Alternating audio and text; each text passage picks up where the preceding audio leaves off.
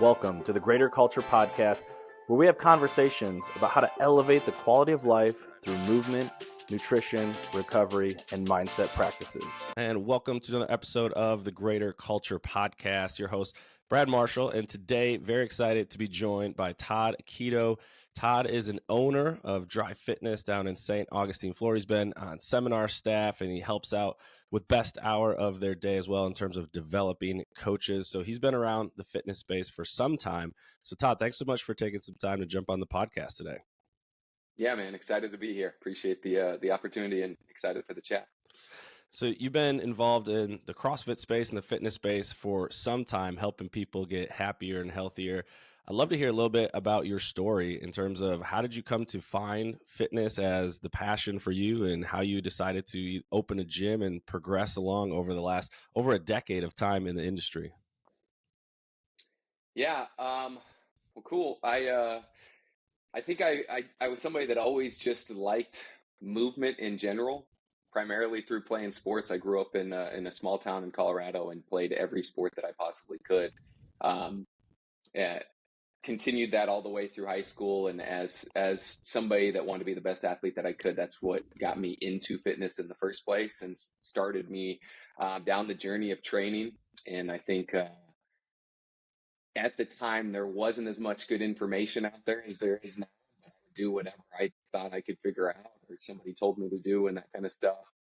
And even progressed from sports through high school, played baseball in college, and always liked the training aspect of it.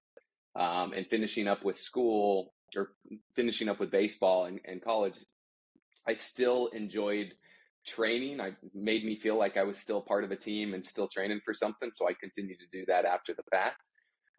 But also faced this dilemma that I had to be a grown up and get into the real world and figure that kind of stuff out, which was challenging for me as well. And stumbled across CrossFit in like 2006, 2007, something like that. Never really had any interest in becoming a trainer or owning a gym or anything like that, but knew that I still like to work out myself. I still like to compete when I had the opportunity to, and had a couple buddies all around the same time that introduced this thing called CrossFit to me, which I didn't really understand at the time. But when I started dabbling in it, one, by following CrossFit.com, I didn't know what it was and thought I was doing the workouts, and clearly wasn't my first time.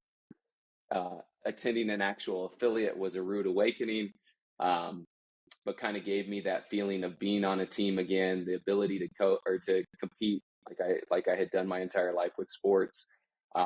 And the more I started to get involved in that and started to get involved in affiliates and going to gyms and things like that, the more impact it had on my life and the more I wanted to share that with others. And so that led me down the journey of like starting to coach at a gym, then having the desire to open an affiliate and figuring out how to make that happen. I first started doing CrossFit at CrossFit Charlotte. At the time, I was working for Bank of America in Charlotte, and I was in a part of Charlotte that was like an hour away from the affiliate. So I could only get there like on Fridays, Saturdays, and Sundays, but I'd pretty much go after work on Friday, spend as much time there as I could, go on Saturday morning, spend as many, stay there from the time they open until the time they kick me out. And then the same thing on Sunday mornings. And then was able to transition from my role in Charlotte and get Bank of America to send me down to back down here to Florida and into Jacksonville, where one of my buddies was opening up CrossFit Southside. And at the time, he was opening a new affiliate. I wanted to start coaching, so I got my level 1 and started coaching there, but always had some desire to take CrossFit back to where I'd gone to school and where I was living prior to moving to Charlotte, which was in St. Augustine, Florida. And so that was kind of the goal, was like, let me figure out, one, if I like coaching and enjoy doing this thing, and then two, how can I figure out how to open affiliate? And it sounds like I kind of did the same way that you did, that when we decided to pull the trigger, I started doing it in my buddy's garage. So I'd been coaching before, and so we started in my buddy's garage and ended up with I think it was 6 people to begin with, and by the time I got to 12 people and we didn't have enough space in the garage, we found a very small space. I think it was like $700 or $800. It was like 1,200 square feet, and it was a big warehouse that half of it we had and the other half this guy was using for storage. So if you looked on our side, it was like painted, it was nice, floors were great. And then you just looked to the other side and there was like a lawnmower and a boat and a bunch of shit and all kinds of stuff over there.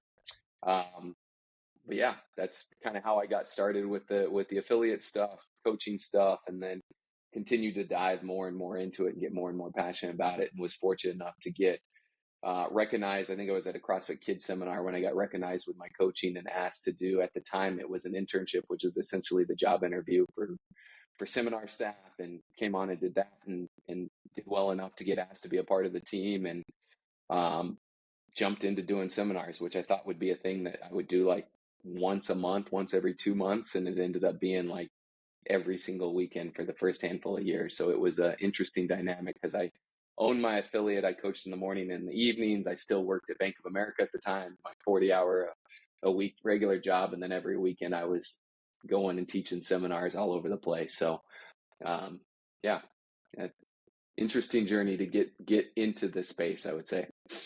Yeah, it's amazing how common I feel like that is, of folks have done some kind of fitness or training or sport, and that lends itself well to CrossFit and some of the methodology and why people get into it. And then in your instance, taking that and then moving that into coaching and eventually affiliate ownership. What was the timeline like from the time that you'd say you started CrossFit to maybe getting that itch of like, hey, I like doing this for my fitness and for the competitive side, but I actually would love to help other people as well? Because I always find it's unique when you start to get that shift of like, I like doing it, but now I want to help others with that same thing. Yeah, I think it was shortly after like actually doing it right and starting to go to an affiliate, and it was the impact that it had. At the time, it was like I had I told you I'd played baseball in undergrad, went and started working, didn't like really working. I was like, oh crap, I don't know what I want to do with my life. I need some more time to decide. So I went back to graduate school. I got an MBA, and then I got a job with a big bank. I think I said Bank of America, and this was like in 2008, right at the time that the financial industry was collapsing, and it was an interesting place to be. But I knew that wasn't a job I was passionate about. I liked numbers, I liked finance, I enjoyed that personally, but I wasn't passionate about that job. And so I was kind of at this place where I was uncertain what I was going to do with my life, and I wasn't passionate about anything. I had direction.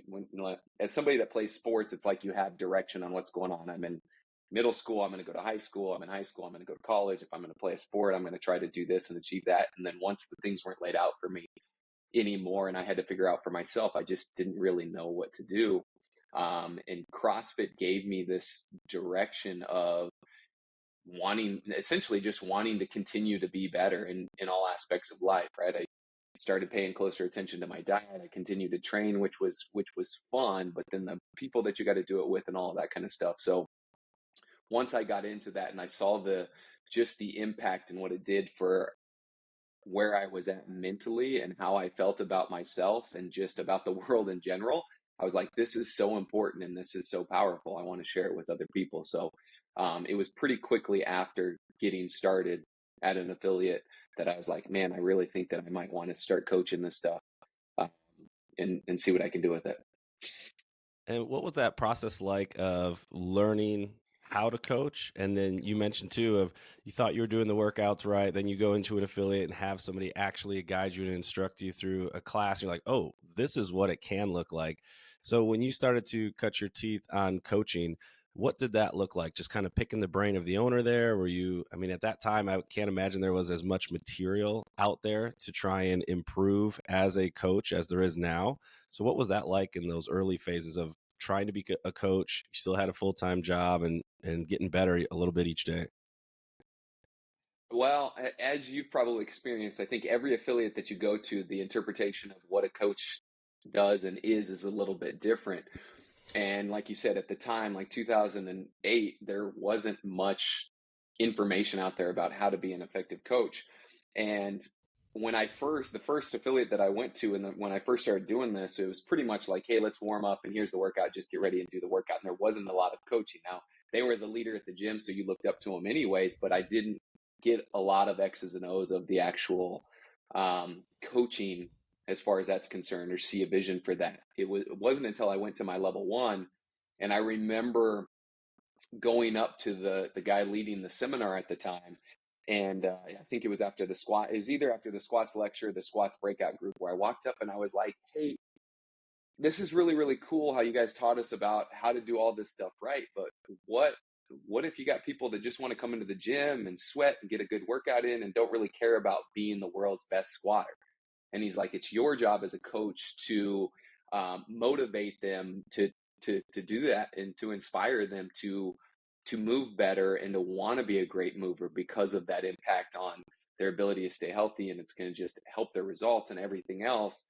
And so I think it was like at that level 1 where the light bulb went off, that actually coaching and teaching people how to do this stuff correctly was a big part of the program. And so when I left there and actually started coaching, I was fortunate enough, the affiliate that I was at, the owner quickly got on seminar staff after he opened the gym. And so from my level 1 experience, and then from the gym that I was in and coaching at, is like we did everything kind of quote unquote by the book from the level 1 seminar. And so I was using the teaching progressions from the 9 foundational movements. Everybody that walked in the doors, we took them through an on-ramp where we practiced teaching the progressions. And I just tried to do what I had seen and experienced at the level 1, and then what I saw on videos on the journal and on YouTube and everything else, because I just scoured that stuff nonstop and just tried to mimic exactly what they did. And at the time, I don't think I even really knew what or why I was really saying. I was just like, I know I watched the video and this is how this guy did it, and this is exactly what he said, so I'm going to do the exact same thing.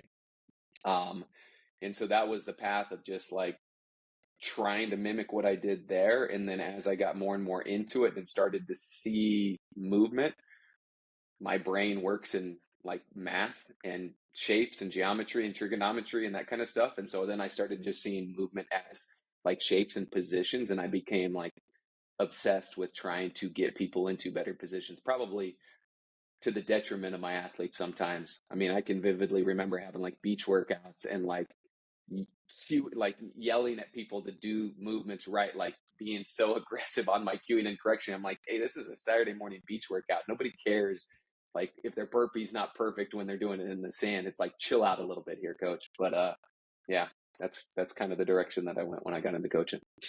Yeah, so it sounds like having the community, having mentorship, folks that you can look up to really help to speed that process along of seeing what right looks like, having somebody who can reinforce that on a day-to-day, and then, getting some feedback along the way and kind of figuring out your own voice. Do you have some insight that you'd share with other coaches or folks who are either starting the path or have been on the path of how to elevate or improve their coaching? Because I think, like you said, we go to a level 1 or a level 2 and you're like, wow, like what the red shirts are doing or what they're teaching is such a high level and feels sometimes almost out of reach of what's possible for them right now. And so then they go back to the affiliate, or they get really excited to coach, and they can either fall into some of those old habits or patterns. But what would you say to coaches who are on the path, or, hey, I want to get better? I mean, there's a lot of resources now, but what are some of the things that you've seen be really effective?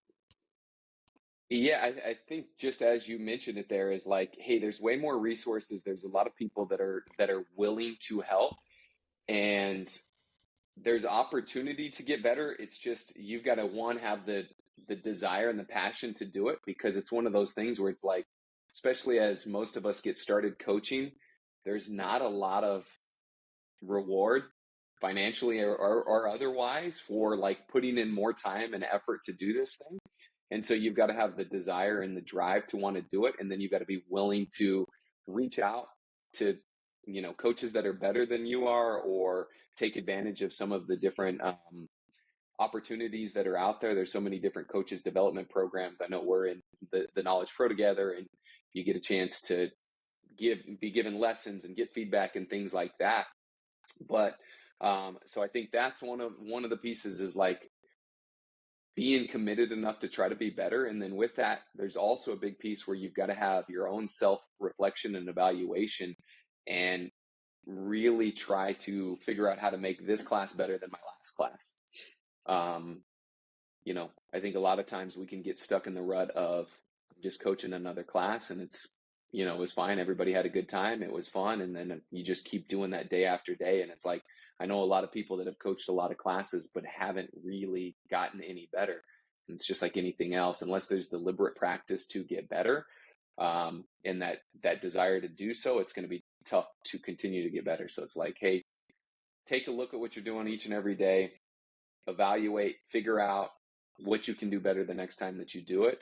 And then once you get to the point where it's just your own self-evaluation, you've kind of maxed out on the information and knowledge that you have, reach out to other coaches that have more experience or that you look up to or you think are better, or start scouring the internet for additional resources and different groups and things like that.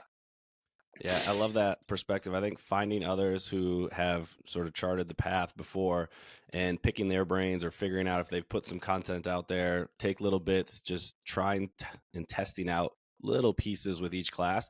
And then I found that you can almost go the other side where you're just consuming so much information where it's overwhelming, where it is helpful to just like, hey, this is the group or the person or whoever it is that I trust. Like, let me just learn as much as I can, focus on little tiny pieces of bringing to my class each day that can hopefully elevate it. And I think that's a really great perspective on find the people that can make you better, implement it, self-evaluation. That's always really helpful.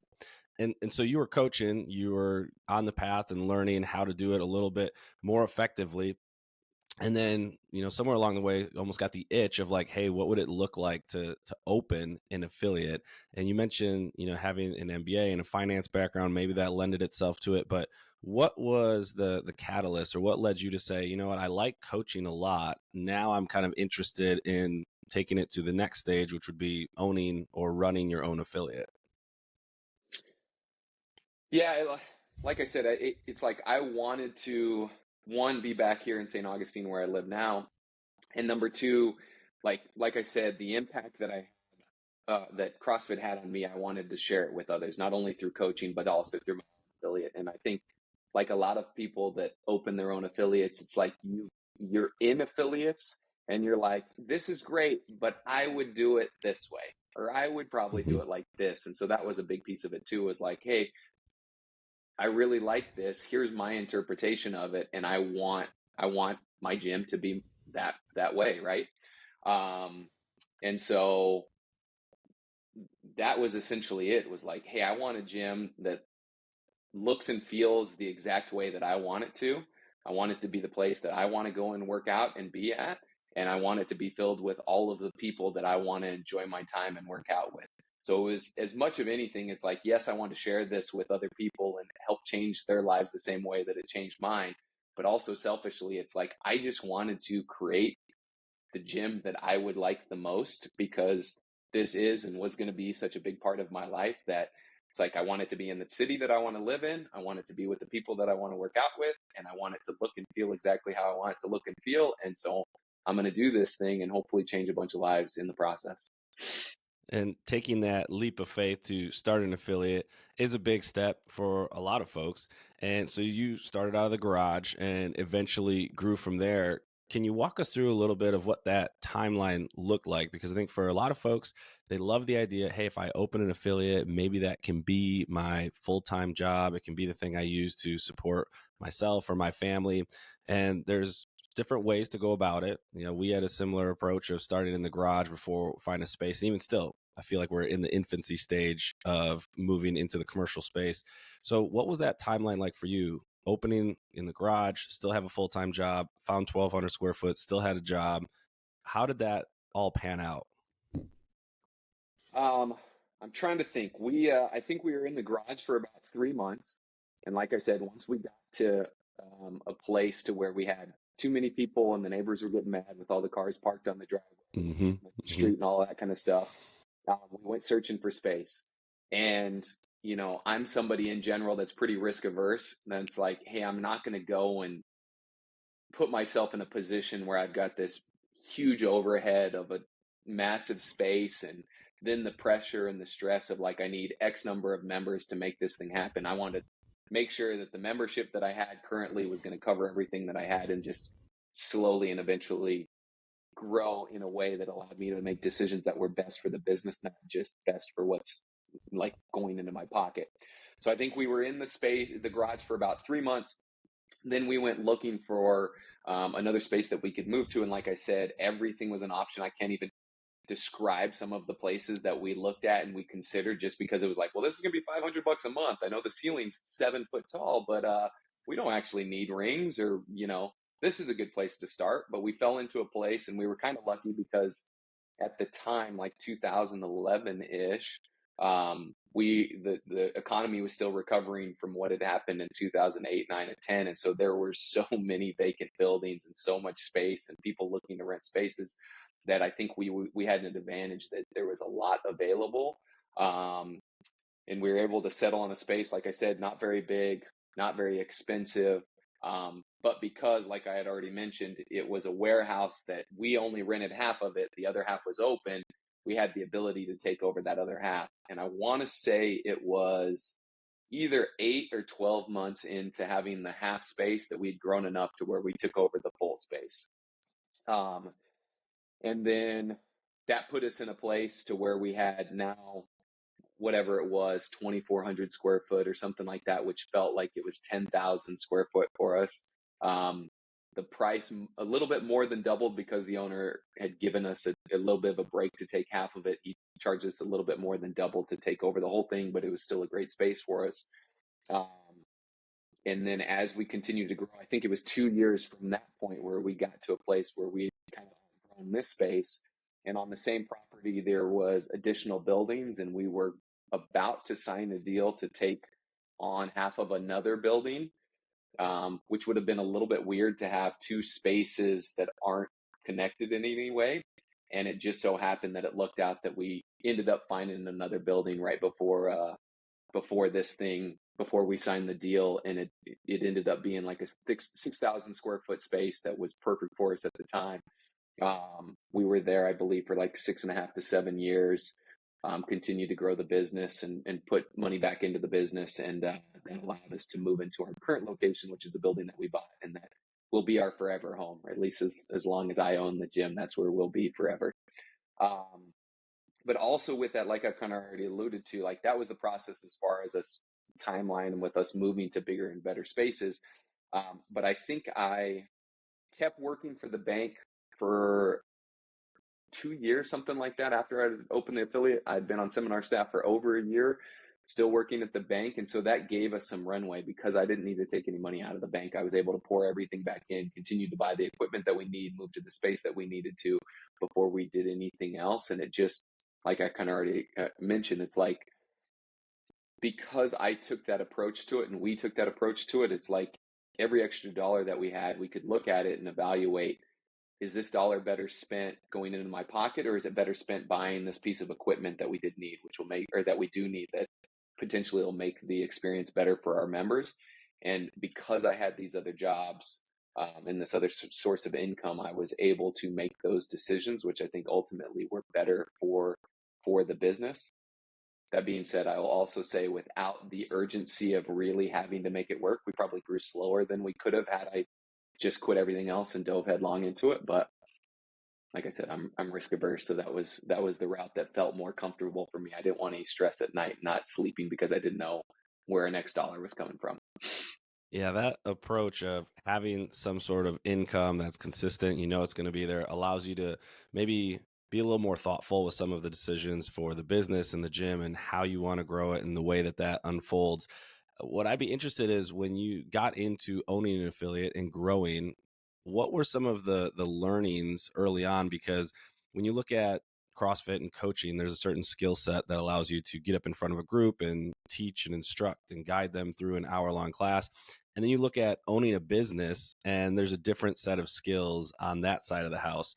And I think a lot of times when folks are jumping into either ownership or getting into running an affiliate, they aren't as sure on those two sort of separate items. So where did you either look to for some of the guidance for business? Was it just kind of learn as you go? You had obviously some other folks that you'd interacted with, but from the business side, how did you navigate those waters of being an entrepreneur and owner? I think in general, anybody who's an entrepreneur, whatever your background is, there's always you learn learned a lot by making a lot of mistakes. And so that was the case for me as well. Even with the business background, it's like, there's still a ton of things that I would do differently if I could. But a lot of the stuff that we kind of tried to take our approach with on the business side of things was similar to what our approach was on the coaching side of things. And a lot of it came from Glassman, which was like chasing excellence. What does that look like? What does that mean? And that relates to how good of a service can we provide, not only in the gym, but just the process of somebody reaching out. How quickly can we follow up with them? How consistent can we be on delivering on what we say? Hey, I'm going to send you this email. Do we send that email? Do we do that kind of stuff? Then from there, it's just getting familiar with some of the back end stuff, some of the accounting softwares and things like that, and understanding what the numbers look like and allowing those numbers to tell the story of what decisions you can and should make, and trying to hire some people that are going to help essentially help you meet those goals of excellence and create the consistency that you need. So I know nowadays there's a lot more resources. Like, there wasn't a very good member management software when we started in 2011 and things like that. And so the process, I think, is a lot better now. And there's a lot more resources. And so I think, although a lot of people getting into this have a passion for fitness and coaching and they don't have as much of a business background, there's a lot of that information out there and pretty simple things, and kind of like, yeah, I'll just leave it as simple things that we can do. You've just got to take the time to focus on those and learn those and try to follow through with them. And it's not as fun, right? There's a lot, like, I enjoy watching videos and learning the intricacies of the Olympic lifts way more than I like watching videos on, how to use QuickBooks better. But you need to spend as much time there to ensure that you're successful and you got sustainability with your business, and it actually is going to work behind the scenes, not just on the gym floor. Yeah, I've certainly seen and realized that as well. Diving into content around movement and class structure and things like that is awesome and great. Continue to do that, but then also finding and rotating some of those books around finances, like Profit First, or marketing books, or books on how you can provide like an excellent customer service and things like that. It's nice to throw some of those in the mix as well and glean some information from some other industries who've got it kind of figured out. And if you got both rocking and rolling, like a great business side, the great coaching side, it makes sense why the affiliate would thrive.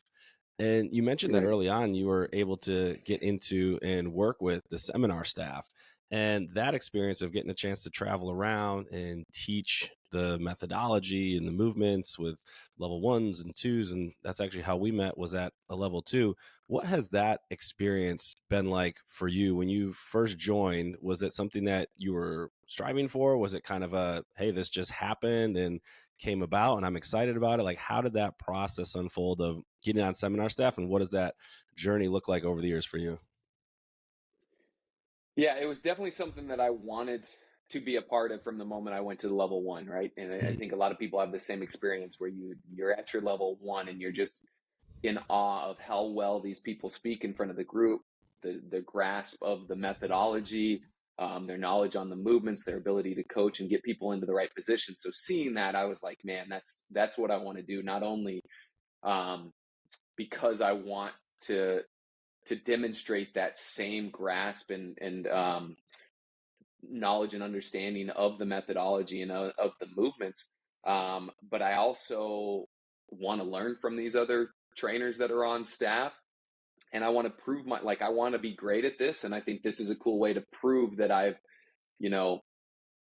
done my homework and worked hard enough to be at a high level as a coach. And so, like I said, from the time I took the level 1, I wanted to do that. And so then from there, from the time I started coaching, I just tried to mimic exactly what people on staff did.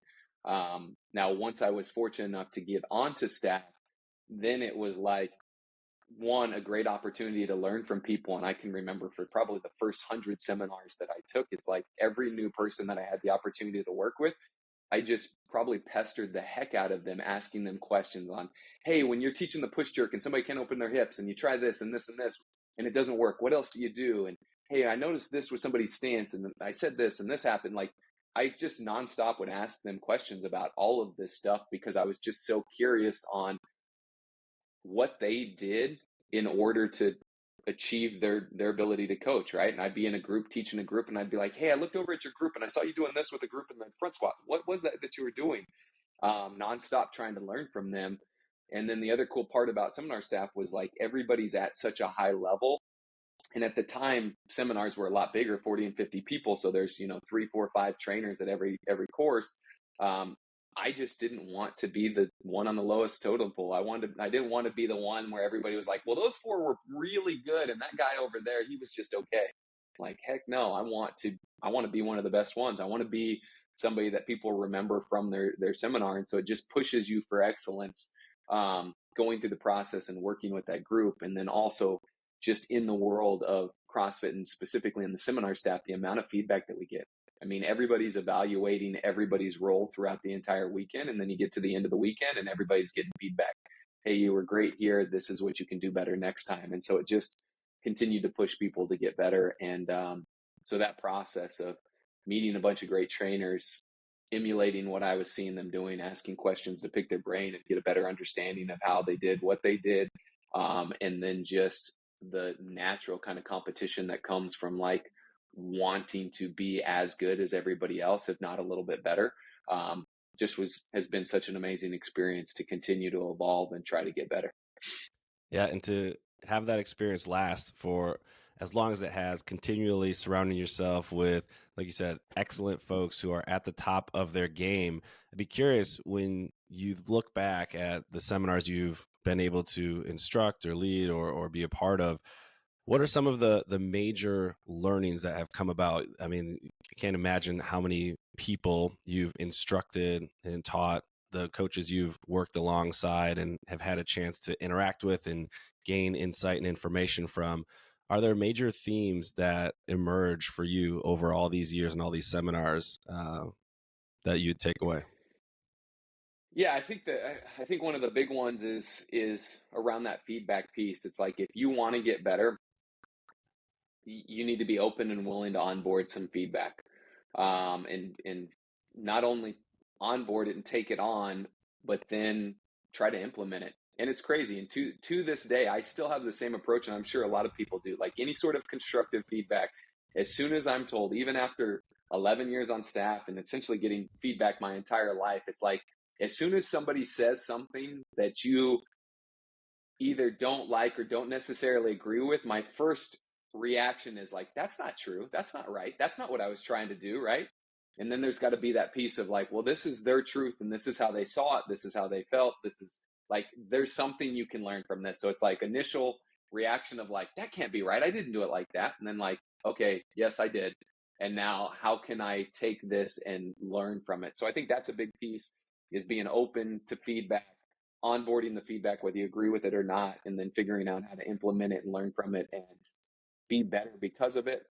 And then the other thing is like how similar we all are on this journey with CrossFit, and how impactful it can be and how life-changing it is, and how most all of that is way beyond pull-ups and thrusters and deadlifts and that kind of stuff.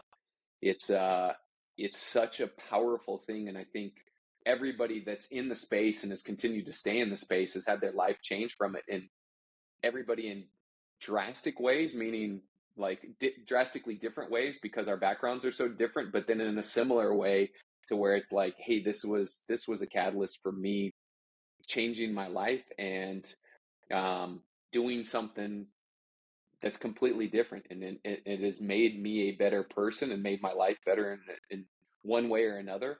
And so being open to people to hear their stories, and then having some grace with people too.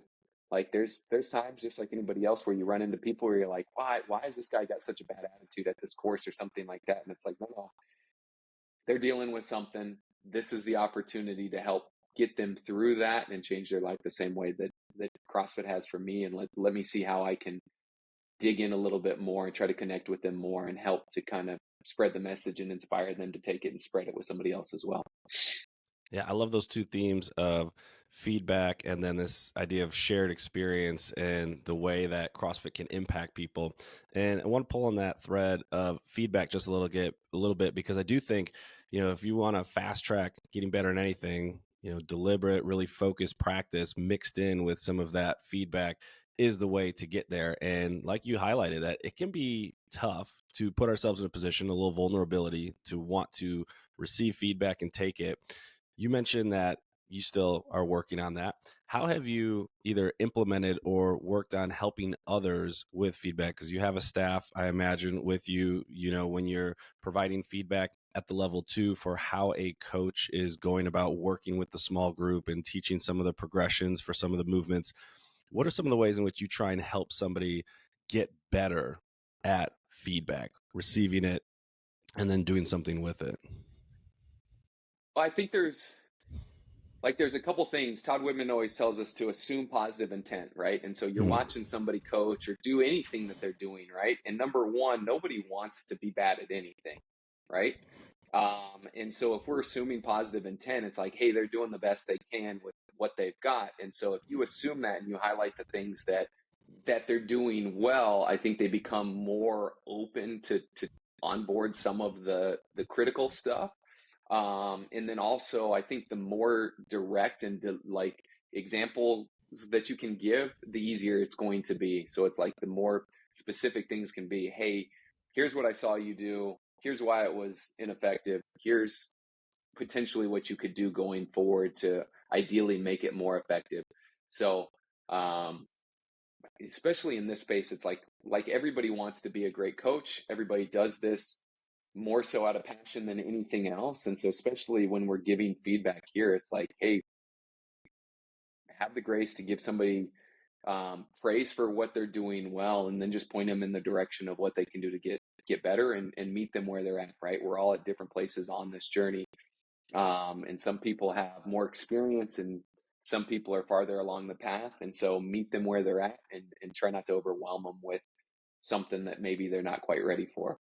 They can just get a little bit better each and every day, that they're going to be way better overall, right? Over the course of a year, 2 years, 3 years, so on and so forth.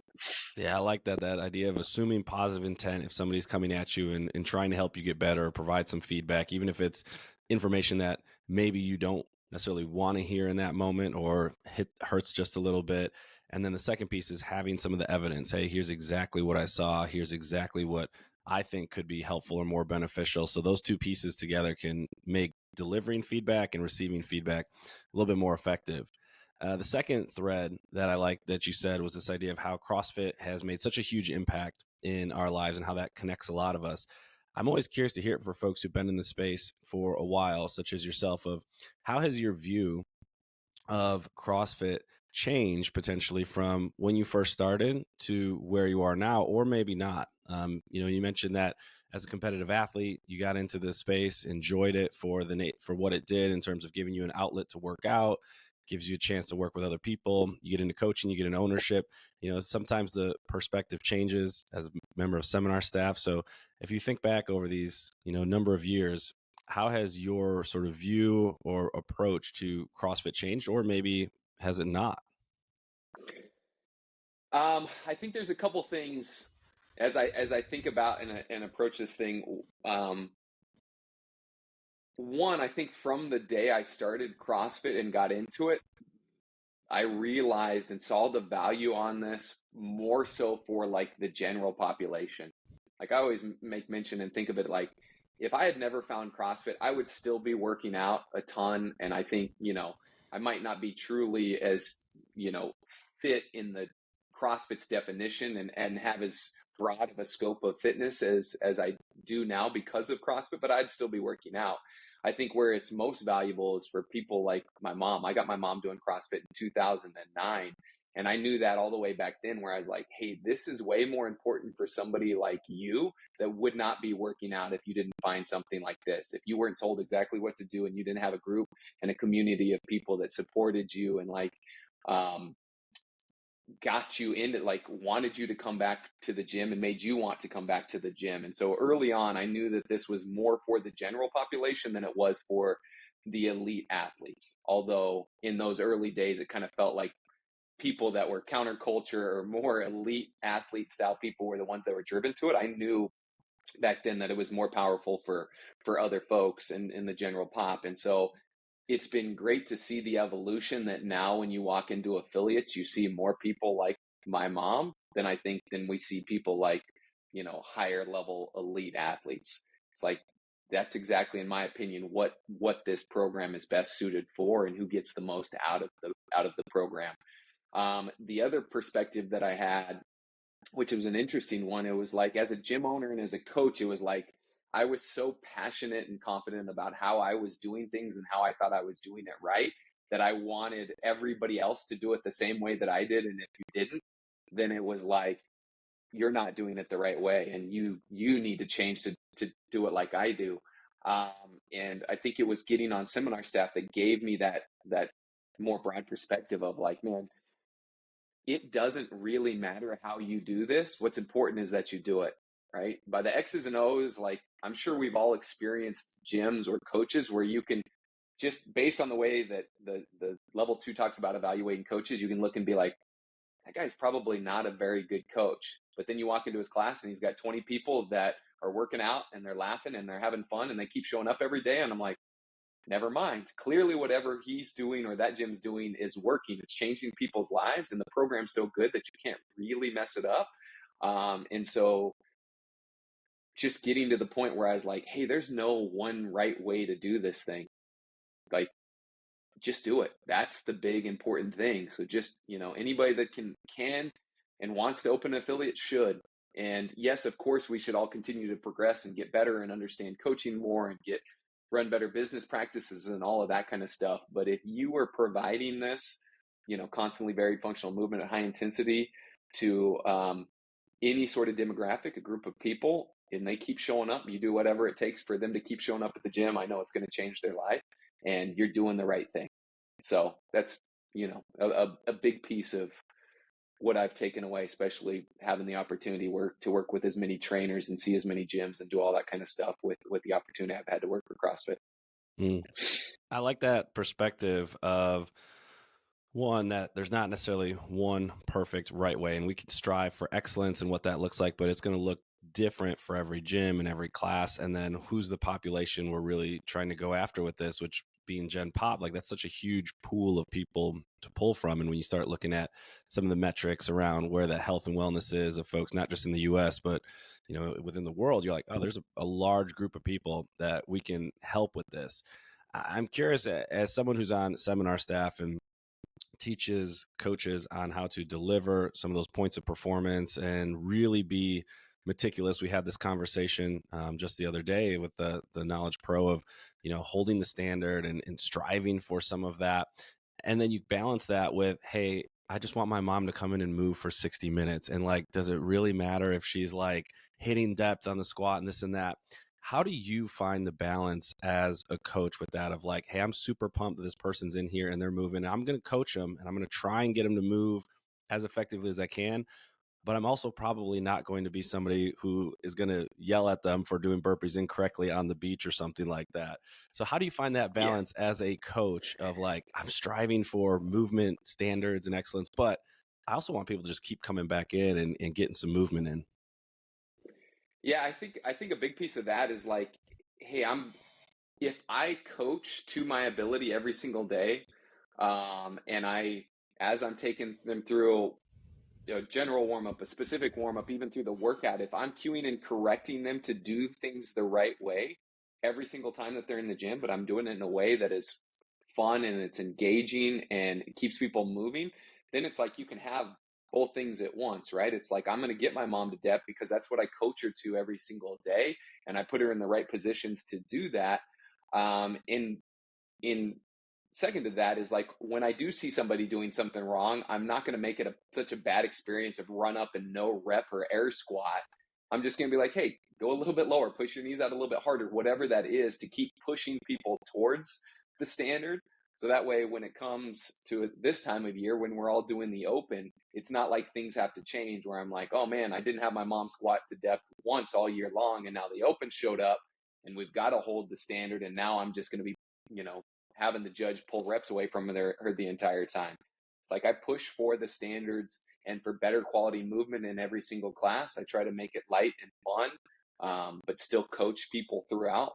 And I think it kind of allows me to serve both. Like I'm able to accomplish both tasks in the same vein, and not do so in a way that makes people feel less than if they don't do it correctly. Just give them the tools to do it correctly going forward.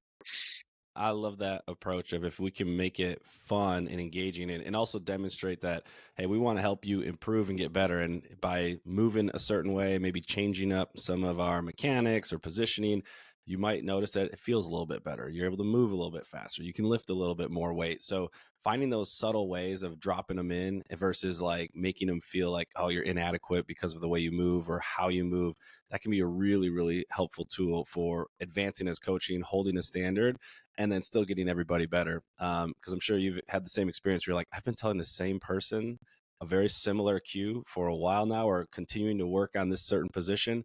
And every time they come in, they're like, what's this move again? Or what are we doing again? And you're like, all right, got to just keep working. And it's fun to see the progress either way. Yeah, that's our job as coaches, right? Every time somebody walks into my gym, I assume that they've never done this before. Whether they've been with me for one day or they've been with me for 12 years or whatever it is. And that's the thing. And I think early on in my coaching journey, it's like I was so passionate about this stuff and I had such an attention to detail, or I'd be like, all right, this is where my feet go when I squat, and this is exactly what I do, and this is how I do it right. And then you start coaching, and like you said, it's like you put somebody in the right position the first time and you tell them to do this, and then it's like, all right, I'm going to expect that they're going to do that every single time. Well, you quickly find out that that's not the case, and not everybody is as passionate and like not only not as passionate about it, but more importantly, they just don't care about anything beyond sweating, getting a workout, and hanging out with their friends. And so now you realize that it's like, hey, it's my job that every time Brad comes in, I'm going to remind him that his feet don't go underneath his hips, they go underneath his shoulders when he squats, and I'm going to remind him to push his knees out or whatever that is. And it's like, that's just part of the coaching process. Every single time somebody walks in the gym, I'm coaching them from the moment we start the class to the moment we end the class, and I'm checking their stance and I'm teaching them the points of performance and everything else, and not assuming that they know or that they do it right just because they've been with me for a while. And I think when you take that approach and realize that most people simply turn their brains off when they're in the gym, you don't get as frustrated or as down when somebody doesn't do it right, because you expect that. And then it's like, all right, cool, that's my job, that's my challenge for the day, is to continually get people moving right on that day, and maybe eventually they'll remember for themselves. But if they don't, no big deal. I'll remind them every single time they come in the gym. That's my job. Yeah, I like that approach too, of every time they step in the gym, almost assuming they have no idea what any of the movements or these words are on the whiteboard. And we have to work from the ground up. It does help put you in a frame of reference for coaching of like, hey, we're going to teach all these different pieces of this movement so everybody's on the same page, and it doesn't feel like you're left behind if you are new compared to somebody who knows everything and just jumps right into it. Which that kind of brings up a question that I've kind of been getting back to, because now that we've opened our commercial space, we're having a lot of folks come through the door who've never done CrossFit before. So from your experience, do you find it harder to work with somebody who's brand new, like doesn't really know what an air squat is, to somebody who's been doing it for 10 years and has a pretty good sense of some of the movements? Do you have a group of population that you find a little bit more challenging to work with? Oh, my 100%. People that have been doing CrossFit at other gyms that join my gym, they're always significantly harder, because like I've already mentioned, it's like everybody has their own interpretation of the stuff. And it might not be exactly in line with how we do it. Like the way that we program workouts, the way that we run classes, but also the positions I want to get you in. So it's like, if I get somebody brand new that's never done this before, it's perfect. It's a fresh ball of clay. I can mold it into exactly what I want, how I want to. If somebody has some experience doing this, especially like you said, 10 years of experience doing this, it is a much more challenging task to try to take that thing that's already molded and change the shape of it. One, they've got habits that are ingrained that are going to be harder for them to kick. And number two, they're probably going to be a little bit more resistant to some of the changes. So, I'm sure that's the experience that you've had as well. Yeah, that is the challenge. And it's fun because when you're trying to provide some of those coaching tips and cues and things like that, they're like, well, that's not really the way I've either done it or I don't know. And you're like, I know, we're going to ask you to, try something a little bit different and see. And there might be a little degradation in some of the performance, but, trust me on this one. But yeah, I do think that's kind of interesting, those two perspectives. So as someone who's been in the space for, like I said, over a decade, for folks, at least what I've seen and interacted with, there's like seasons of life, like, oh man, I got really into CrossFit, got into ownership, found something different, whatever it might be. What would you say are some of the things that get you excited and fired up still? Because you've been doing this a long time, the number of seminars you've been able to be a part of, probably more than you can count. So through all of that time, what gets you excited and fired up now about CrossFit compared to, back when? And it's the exact same stuff. Seeing Mm, people walk in the door and do something that they didn't think they could do, and see the improvements that they make just by continually showing up and working hard and overcoming the failure that happens inevitably in every single class and every single week that we're in the gym. And it's like, that's still the stuff that gets me motivated and fired up. It's like, just this week at my gym, we saw a couple athletes get handstand push-ups for the first time. We saw toes to bar for the first time. We got people stringing together double unders, and that stuff happens every single week. We had people obviously do the open workout as prescribed or even scaled, but finish the reps. And it's like, they get fired up doing that. And that's what fires me up. Yeah, that's the greatest thing about this program, this community, and owning a gym. It's like, man, we're changing people's lives. And as fired up as they get inside the gym about that stuff, what's really, really cool is knowing that when they walk outside the doors, it's changed their perspective in life. Like the perseverance that you gain through the hard work that happens in the affiliate and with the workouts. Just, I know for myself, and I've seen it time and time again with the people I interact with, it just changes the way that they approach life and challenges and that kind of stuff. And so, yeah, it's not hard to find inspiration when you're in this community and when you're in an affiliate on a daily basis, especially when you look at the big picture and you're not so focused on simply a workout or a score or a time or something like that.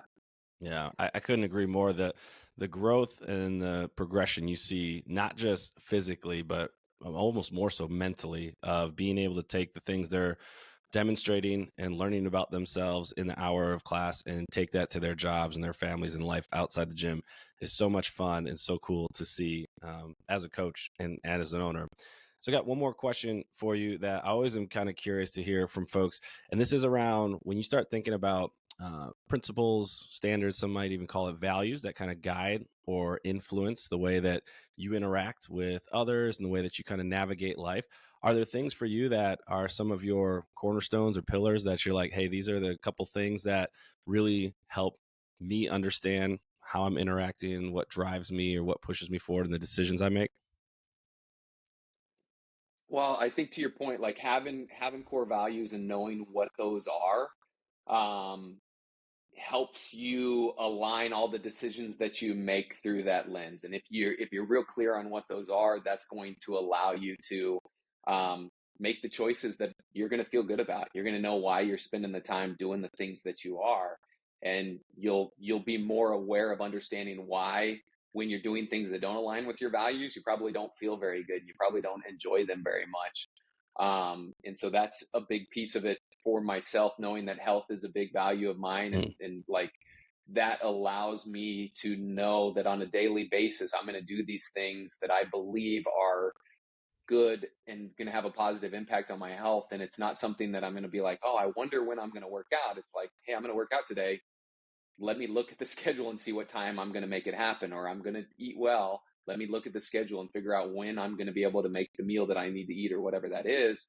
And then something like, I think if you're in the space and you are a coach or something like that, like there's got to be some sort of service that you enjoy doing or that you're valued to some degree, and to know that it's my job to serve other people.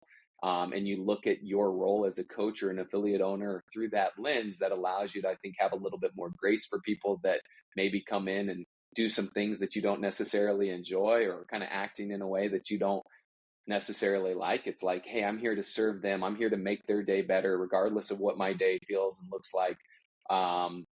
And we're all carrying our own burdens and we're all fighting our own battles. And so figuring out that and understanding that somebody's probably dealing with something that's way beyond what we know they're dealing with and what's going on, just at that time in the gym or whatever. So having some grace there for them as well. So yeah, I think to your point, knowing your values and then trying to look at the decisions that you make and the things you do through a lens where you're looking through those will help there for sure.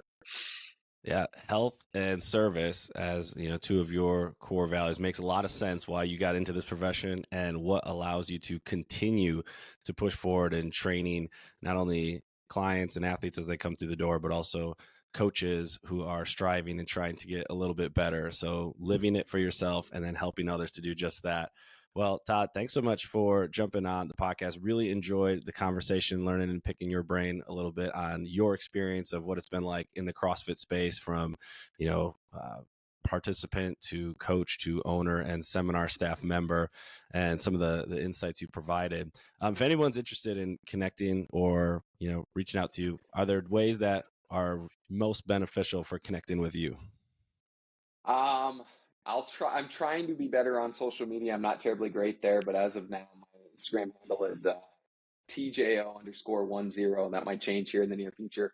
You can find me there. You can probably find me and get in touch with me more so on the best hour of the day social media channels and reach out through that, or just look me up, Todd, at drivfitness.com. Yeah, be happy to help anybody that needs anything from me or that's on this journey. I'm so fortunate to get where I'm at from a lot of support from other trainers and other people in the space that were willing to pick up the phone when I called and, reply to email. So I'd be happy to do the same thing. Well, I can say I'm really grateful that we crossed paths at the level 2 and have been able to stay in touch since then. So grateful for your insights and the things that you provided. So thanks so much for today and look forward to catching up again with you soon. Yeah, thanks. I appreciate being on.